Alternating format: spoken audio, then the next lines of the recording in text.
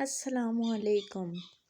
पौधों को ज़्यादा बढ़ाने के लिए चाय की पत्ती, ठंडी चाय और अंडों के पीसे हुए छिलके डालें। इस तरह पौधे ज़्यादा तेज़ी से नौशनुमा पाएंगे। इसके अलावा चावल धोने के बाद का पानी और चावलों की भूसी मिली मिट्टी भी मुफीद है। कागज़ का टुकड़ा या आटे की टिकिया सालन में डालने से सालन का नमक कम हो जाएगा। प्याज और लहसुन की बू दूर करने के लिए हाथों को पहले आटे से मलकर और फिर नमक से मलकर धो लें तो बू खत्म हो जाएगी। प्याज के आंसू से बचाव का तरीका: प्याज को काटने से पहले इसका छिलका उतारने के बाद इसे 2 हिस्सों में तकसीम करके थोड़ी देर पानी में भिगो दें।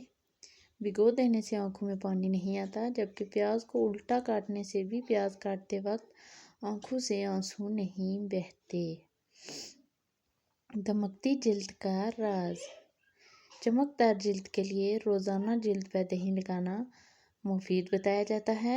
इससे जिल्द की कुदरती चमक बहाल होती है और चंद ही दिनों में चेहरा दमकने लगता है। कील मुहासों से छुटकारा: चेहरे को कील मुहासों और दाग धब्बों से महफूज करने के लिए 2 चम्मच दही में 1/4 चम्मच हल्दी मिलाकर 15 से 20 मिनट के लिए चेहरे पर लगाना मुफीद है। अगर आज की वीडियो अच्छी लगे तो वीडियो को लाइक, कमेंट और चैनल को सब्सक्राइब लाजमी कर दीजिएगा। शुक्रिया।